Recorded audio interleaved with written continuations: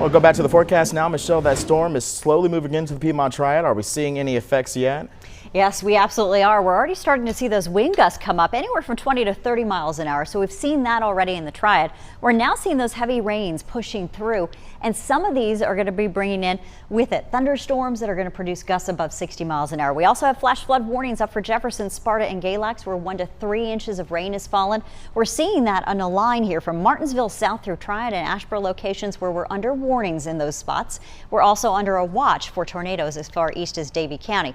Now we're watching those showers, those thunderstorms push east at this hour. We haven't seen every cell intensify, which is good news. However, we're expecting most of this line here to produce winds over 60 miles an hour. And investigating those winds inside the storms, it's very likely. You can see those sheer streaks that we've had where we're most likely going to have some damage reports coming in, at least some downed trees or power lines coming in just south of Tobaccoville near Mount Airy, and that line here in the northern Piedmont as well. That's just within the last 20-30 minutes. And you can see that line, a faster movement to the north and east as we see those lightning strikes coming through.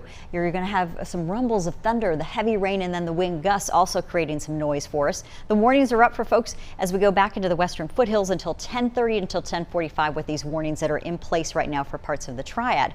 So Yadkinville, heavy rains there from Redland, Louisville, you're next to see some of the heavy rain, and we're looking at anywhere from 1 to 2 inches potentially. You're looking at Arcadia 2 as we go south and east into northern Davidson County. Heavy rains already in place, but the showers and the thunderstorms may produce the highest gusts you've seen just within a little while. So Stone Store, we're looking at Walnut Cove, Blackberry, and Winston-Salem, Belews Creek area next to get that line of storms. We believe it's going to produce some straight line wind damage for you. You are under warnings in most counties of the Triad at this hour as that line moves through. You're under a slight risk for severe weather all the way up into Virginia. That was a change today from yesterday where we were only under a marginal risk. Damaging winds remains the highest threat, heavy rain, and then isolated tornadoes. It's still on the list, unfortunately. 1 or 2 of these storms still has a potential, especially in the southern Piedmont locations, of producing a possible tornado. So the National Weather Service folks are monitoring these storms very closely as we are, and we'll let you know if a warning is issued by the National Weather Service meteorologist. You're looking at 31 mile an hour gusts in Winston-Salem, Greensboro right now.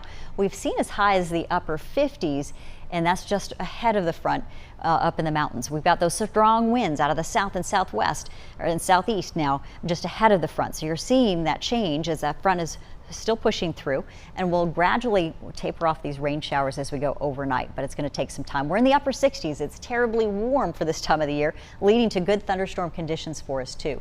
Wind advisories will stay up until at least 1 a.m. for the mountains and the foothills. We're talking gusts to 40 miles an hour, and that's not just including what we're seeing from severe thunderstorms that have rolled through now for areas of Wilkes County. So we take you with another hour.